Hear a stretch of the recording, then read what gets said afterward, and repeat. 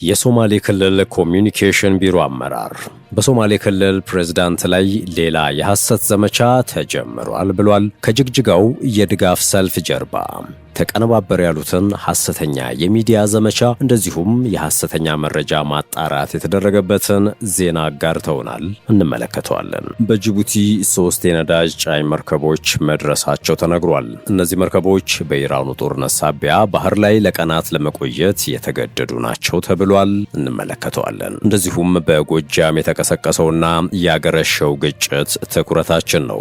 አንድ ወሳኝ የኢራን ጄኔራል መገደላቸው ተሰምቷል።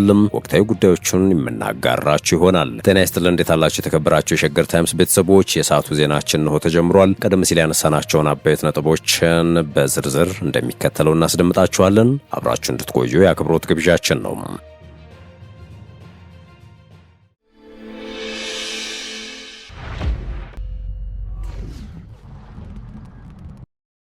ወደ ቀዳሚው ጉዳያችን አመራን። በጅቡቲ 3 የነዳጅ ጫኝ መርከቦች መድረሳቸው ተነግሯል። አይኤምኤፍ ግን የምስራቅ አፍሪካ ሀገራት በባህረ ሰላጤው ውጥረት ምክንያት ለችግር ተጋልጠው እንደሚቀጥሉ አስጠንቅቋል። በጅቡቲ ወደብ 3 ግዙፍ የነዳጅ ጫኝ መርከቦች መድረሳቸው የተሰማ ሲሆን ይህም በኢትዮጵያ ለተከሰተው የነዳጅ እጥረት መጠነኛ እፎይታ ሊሰጥ እንደሚችል ተስፋ ተጥሎበታል። ከመጋቢት 19 እስከ 23 ባሉት ጊዜያት ውስጥ በጅቡቲ የደረሱት እነዚህ መርከቦች በአጠቃላይ 143,000 ሜትሪክ ቶን የሚመዝን ናፍጣና የጄት ነዳጅ የጫኑ መሆናቸውን ካፒታል ዘግቧል። ይህ በእንዲህ እንዳለ ዓለም አቀፉ የገንዘብ ድርጅት አይኤምኤፍ የምስራቅ አፍሪካ ሀገራት በባህረ ሰላጤው አካባቢ ባለው ውጥረት ምክንያት አሁንም ለከፍተኛ የኢኮኖሚ ችግር ተጋልጠው እንደሚቀጥሉ አስጠንቅቋል። እንደ አይኤምኤፍ ትንታኔ ከሆነ በባህረ ሰላጤው የሚታዩ አለመረጋጋት የንግድ ልውውጥን በማስተጓጎልና የጭነት ዋጋን በመጨመር በቀጠናው ሀገራት ላይ የዋጋ ንረትን ሊያስከትል ይችላል። ዘገባው በዚህ ሳምንት መጀመሪያ ላይ የወጣውን የአይኤምኤፍን ትንታኔ ዋቢ አድርጓል።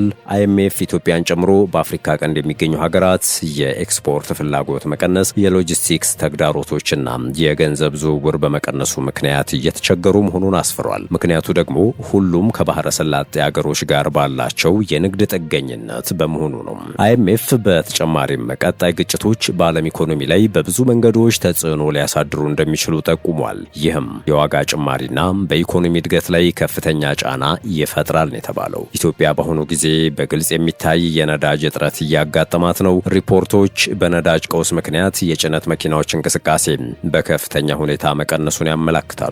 ጋዜጣው ምንጮቹን ጠቅሶ እንደዘገበው የሚበላሹ ዕቃዎቹን ለማጓጓዝ አስፈላጊ የሆነው የናፍጣ ነዳጅ እጥረት ከቤንዚን እጥረት ይልቅ ለኢኮኖሚው ከባድ ስጋትን ይፈጥራል። ይህ ሁኔታም ለአቅራቢዎችና ለገበሬዎች የፍራፍሬና የአትክልት ከጥቅም ውጪ መሆን ከፍተኛ የገንዘብ ኪሳራ ሊያመጣ ይችላል የሚል ስጋት ከወዲሁ አስከትሏል። አንድ ለጉዳዩ ቅርብ የሆነ ሰው በመላ ሀገሪቱ የጭነት ትራንስፖርት ስርዓት ሊዳከም ይችላል ሲል ተናግሯል ይላል ዘገባው። በወጪና ገቢ ንግድ ለ3 አስርት ዓመታት ልምድ ያለው አንድ ነጋዴ ደግሞ ሁኔታውን ሲያስረዳ የጭነት መኪናዎች በመላ ሀገሪቱ ነዳጅ ለመሙላት እየጠበቁ በመሆናቸው የግብርና ምርቶች ከገጠር አካባቢዎችና ከከተማ ማዕከላት የተመረቱ ዕቃዎች እንዳይንቀሳቀሱ እንቅፋት ሆኗል። ይህ በኢኮኖሚው ላይ ከፍተኛ የሀብት ኪሳራም እያደረሰ ነው ብሏል።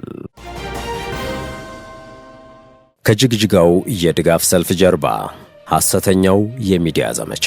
የሶማሌ ክልል መንግስት ከሰሞኑ በተናበበ መልኩ የገጽታ ማጠልሸት ወይም ካራክተር አሳሲኔሽን እየተደረገባቸው የሚገኙ የሶማሌ ክልል ከፍተኛ አመራሮችና ርዕሰ መስተዳድሩ አቶ ሙስጠፌ መሐመድን በተመለከተም የሐሰተኛ የሚዲያ ዘመቻውን ዓላማና ከጀርባ ያሉ አካላትን በሐሰተኛ መረጃ ማጣሪያ ስልቶች በይፋ ማጋለጡን አስታውሷል። መሰረቱን ባህር ማዶ ያደረገና በህወሓት እንደዚሁም በአብዲ ኢሌ ማለትም በአብዲ መሐመድ ኦማር ተልዕኮ የሚሰጠው የዩቲዩብ ገጽ ያሰራጫቸው መረጃዎች በማስረጃ ተጋልጠው ሐሰት መሆናቸው ሲረጋገጥ ሌሎች ተጨማሪ ሐሰተኛ መረጃዎችን በማሰራጨት ተጠምደዋል ሲልም ቻናሉ ኢትዮ ፎረም ነው ሲል ስም ጠቅሶ መናገሩን ዘግበን ነበር። በትላንትናው ዕለት ደግሞ በጅግጅጋ ከተማ የተካሄደውን የድጋፍ ሰልፍን በተመለከተም እንደዚሁም ከ8 ዓመት በፊት በማህበራዊ ሚዲያ ተጋርቶ የነበረን መረጃ ያቀረበ አንድ ሐሰተኛ ዘገባ በዛሬው ዕለትም መሰራጨቱን ይፋ አድርጓል። በክልሉ ኮሚኒኬሽን ቢሮ የመንግስት መረጃ አስተዳደርና አቅም የግንባታ ዳይሬክተር የሆኑት አቶ አብዱረዛቅ ካፊ ለሸገር ታይምስ እንደገለጹት የስም ማጥፋት ዘመቻዎቹ ደረጃ ኢትዮጵያ ትፈርሳለች፣ ከስልጣኔ አልነሳም ከሚሉ መረጃዎች ወደ ድጋፍ ሰልፍ የፈጠራ ዜናዎች መውረዱም የላኪና ተላላኪዎቹ የተስፋ መቁረጥ ምልክት ነው ሲሉ ተናግረዋል። በትላንትናው ዕለት የሶማሌ ክልል አስተዳደር 31 ሚሊዮን ብር ለገጽታ ግንባታ ለሚዲያዎች መደበ በሚል የፈጠራ መረጃ ማሰራጨታቸውን ተመልክተናል ያሉት አቶ አብዱረዛቅ ይህ መልስና ትኩረት የሚፈልግ ባይሆንም የተቀነባበረ ሐሰተኛ መረጃ እንደሆነ ማንም አይቶ ማረጋገጥ የሚችለው ነው ብለዋል።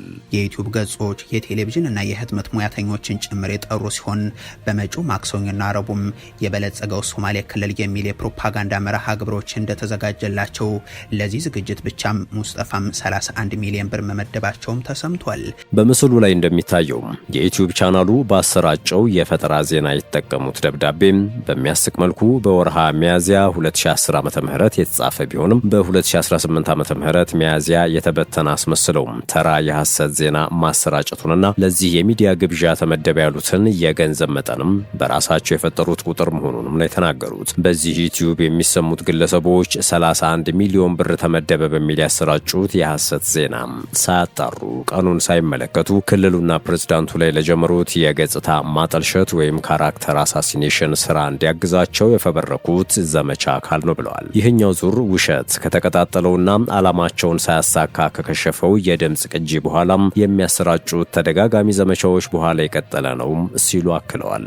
አቶ ሙስጠፋም ሰልፍ አድርጉ በሚል ለአመራሮቻቸው ትዕዛዝ ሰጥተው ነገር ግን እሳቸው ጅግጅጋ ላይ እንደማይገኙም ገልጸው የተወሰኑ ሴቶች የተገኙበት ሰልፍ ጅግጅጋ ላይ እንዲደረግ አድርገው እሳቸው ግን ወደ ደገሃቡር መጓዛቸውም ታውቋል። ይኸው ቻናል አቶ ሙስጠፋ በሶማሌ ክልል በተደረገው ለውጡን የሚደግፍ ሰልፍ ላይ አልተገኙም፣ ከዚያ ይልቅ ወደ ደገሃቡር አንድ ልማት ለማስመረቅ ሄዱ በሚል ያሰራጩት መረጃ አሁንም ያልተሳካላቸውና ህልም የሆነባቸው በክልሉ መንግስትና በፌዴራል መንግስት መካከል ልዩነት ተፈጥሯል በሚል የጀመሩት ዘመቻ አካል ነው ሲሉም ነው ያከሉት። የድጋፍ ሰልፍ በኦሮሚያም በአፋር ክልልም ተደርጓል። በእነዚህ ክልሎች ርዕሳነ መስተዳድሮች አልተገኙም። በሰልፎቹ የክልል ፕሬዝዳንቶች ይገኙ የሚል አስገዳጅ የሆነ መመሪያም አልወረደም ያሉት የክልሉ አመራር በሌሎች ክልሎች ርዕሳነ መስተዳድር አልተገኙም ብለው አልዘመቱም። ምክንያቱም የተሰጣቸው ዓላማ ሶማሌ ክልልና አመራሩ ላይ አነጣጥረው ሐሰት እንዲበትኑ ነው ብለዋል። ኃላፊው አያይዘውም አቶ ሙስጠፋ በለውጡ የድጋፍ ሰልፍ ላይ አልተገኙም የሚል ተራ የሴራ ንድፈ ሐሳብ ለመጠምጠም ያደረጉት ሙከራ እንኳን በእኛ ዘንድ በሚያደምጧቸው ሰዎች በኩል እንኳን የሚያስንቅ ነው ያሉት። ከዚህ ውጪም በደገሃቡር የተመረቀው ሁለተኛ ደረጃ የቁም እንስሳት ገበያ ማዕከል የሶማሌ ክልል ሳይሆን የፌዴራል መንግስት ፕሮጀክት ነው ያሉት አመራሩ ይህንን ደግሞ የንግድና ቀጠናዊ ትስስር ሚኒስትሩ ዶክተር ካሳሁን ጎፌና አራቱም ምክትሎቻቸው ወይንም ሚኒስትር ዴታዎች ተገኝተው ከአቶ ሙስጠፋ መሐመድ ጋር በጋራ እንዳስመረቁት አረጋግጠዋል። ዶክተር ካሳሁን በምረቃ ስነ ስርዓቱ ላይ ሲናገሩም በ70 ሚሊዮን ብር የተገነባው ማዕከሉ በሀገር አቀፍ ደረጃ እየተገነቡ ካሉ 10 መሰል ዘመናዊ የግብይት ማዕከላት አንዱ ነው ብለዋል። ይህ ፕሮጀክቱ የማዕከላዊ መንግስቱ መሆኑን የሚያረጋግጥ ሲሆን የዩቲዩብ ቻናሉ ግን በክልሉ የተገነባና ለግንባታ የተመደበ በጀት ተዘረፈ የሚል አንደምታ ያለው ሐሰተኛ መረጃ ማጋራቱ ዓላማውና ተልእኮውን ለመፈጸም የተጓዘበትን መንገድ የሚያሳይ እንደሆነም አክለዋል። ከዚህ ባለፈም በጅግጅጋ ከተማ አዲስ የእንስሳት ገበያ ዘመናዊ በሆነ መልኩ ለማስገንባት ሚኒስትሩ ካሳሁን ጎፌና የፌዴራል መንግስት የሥራ ኃላፊዎች በመጪዎቹ 10 ቀናት ውስጥ ሥራ እንደሚያስጀምሩም ተናግረዋል። ግንባታውን ለማስጀመርም ከጅግጅጋ ከተማ ከንቲባ ጋር የመሬት ርክክብ ከወዲሁ እንዳደረጉም ነው አቶ አብዱራዛቅ ለሸገር ታይምስ የገለጹት። ሰሞነኛ የሚዲያ ዘመቻውን በተመለከተ ሐሳባቸውን በማህበራዊ ገጽ ያጋሩት አህመድ አሊ የክልሉ ተወላጅና የፖለቲካ ተሳታፊ በበኩላቸው የሶማሌ ክልል በዚህ መልኩ መልማቱና መለወጡም በአንዳንድ ቡድኖች እጅግ የሚጠላ የማይወደድ ክስተት ነው ብለዋል። ሶማሌ ክልል በህወሓት ዘመን የብሔር ፌዴራሊዝም ክፋትና ጨለማ ማሳያ እንዲሆን ተደርጎ የነበረ ወደ ዳር የተገፋ ክልል እንደነበርና በልዩ ፖሊሶች ጭካኔና ከጄል ኦጋዴን እስር ቤት በሚወጡ የሲቃ ድምጾች የተሸበረ ምድር እንደነበርም አስታውሰዋል። አህመድ ከ2010 በኋላ ሶማሌ ክልል እንደ አጋር ሳይሆን የማዕከላዊ መንግስቱ አንድ ምሰሶ ሆኖ መቆጠሩ አሁን እያለፈበት ለሚገኘው መረጋጋትና ልማት መነሻ እንደሆነ ጠቁመዋል። ህዝብን በጅምላ እንደ ጸጥታ ስጋት ሳይሆን እንደ ዜጋ ማየት ስትጀምር ህልውናውን ማረጋገጥ ብቻ ሳይሆን መምራትም ይጀምራል በማለት ለዚህ ለውጥ አሁን ላይ ያሉ አመራሮች እውቅናን ችረዋል። አቶ አህመድ አሊ በዚህ ጽሑፋቸው ዛሬ አንዳንድ የኢትዮጵያ አካባቢዎች በሚያሳዝን ግጭት ውስጥ ሲያልፉ ሶማሌ ክልል ሰላማዊ ሆኖ መቀጠሉም አይናቸው የሚቀላው የአምባገነን መንግስት ቅሪቶችና ተከታዮች የዚህ አካባቢ ለውጥ የህመማቸው መነሻ ሆኖም እየታዘብን ነው ብለዋል። ወደ ሌላኛው ጉዳያችን እናምራችሁም። በጎጃም የተቀሰቀሰውና ያገረሸው ግጭት። በጎጃም ቀጠና ባሳለፍነው ሳምንት መጨረሻ ቀናት ከፍተኛ የተኩስ ልውውጥ ሲደረግ ከርሟል። መንግስት ጽንፈኛ ሲል የሚጠራቸውን የፋኖ ኃይሎችን በመደምሰስ ውጤታማ እንደሆነ ሲገልጽ፣ የፋኖ ታጣቂዎች ደግሞ መኮንኖችን ጭምር ማርከናል፣ ጅጋና ፈረስ ቤት የተባሉ ከተሞችንም ተቆጣጥረናል ሲሉ አስታውቀዋል። የመከላከያ ሰራዊት የምስራቅ እዝ ኮር በሰሜን ጎጃም ዞንና በደቡብ ጎንደር ባካሄደው ስምሪት የጽንፈኛ አመራሮችን ከነግብረ አበሮቻቸው ደምስሻለሁ፣ ማርኬያለሁም፣ በዚህም ውጤታማ አፈጻጸምን አስመዝግቤያለሁም ብሏል። የምስራቅ እዝ ኮር አዛዥ ብርጋዴር ጀነራል አዲሱ መሐመድ ኮሩ በተሰማራባቸው ሰሜን ጎጃም ዞን በሰሜን ሜጫም፣ ይልማና ዴንሳ፣ በጎንጅ ቆለላና አዴት፣ በባህር ዳር ዙሪያና በደቡብ ጎንደር ወረዳዎች ባካሄዳቸው ኦፕሬሽኖች የጽንፈኛ ቡድን አመራሮችንና ተዋጊዎችን ደምስሷል፣ ማርኳል፣ የቡድንና የነፍስ ወከፍ መሳሪያዎችንም በቁጥጥር ስር አውሏል ሲሉ ነው የተናገሩት። ሰራዊቱም ጽንፈኛው ሲሉ የጠሩት ኃይል ገብቶባቸው የነበሩ ወረዳዎችንም መቆጣጠር ችሏል ያሉ ሲሆን በጉንጅ ቆለላና አዴት በነበረው ውጊያም ከተደመሰሱት መካከል ሻለቃ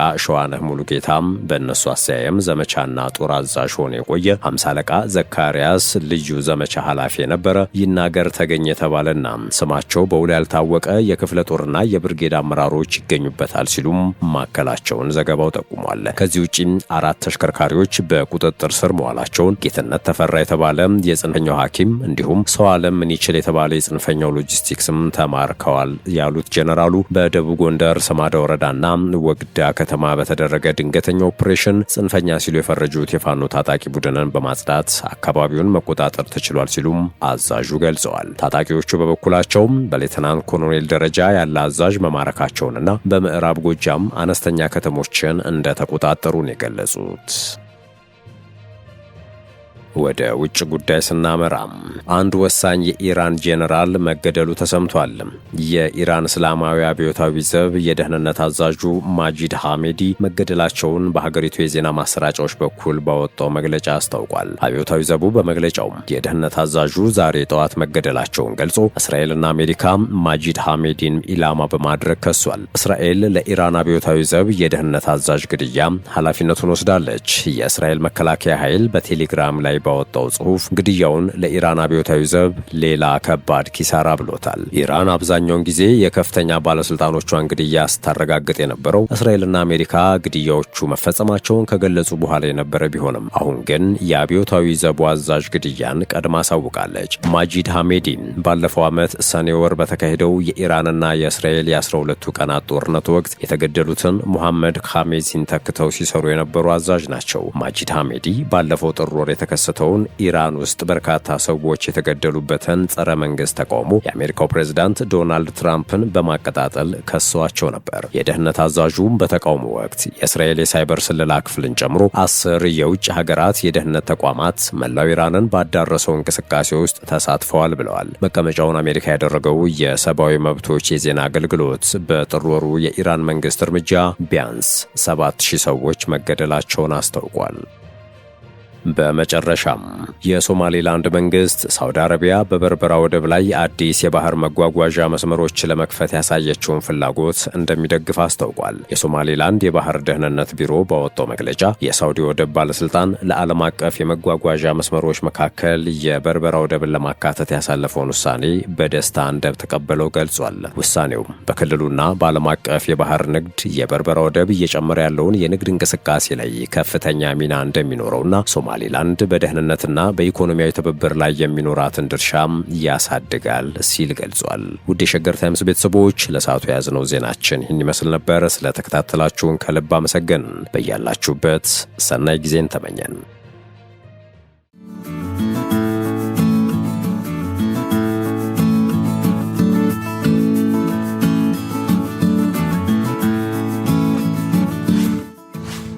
ሸገር ታይምስ ሚዲያን ሰብስክራይብ በማድረግና ደወሉን በመጫን ይከተሉን።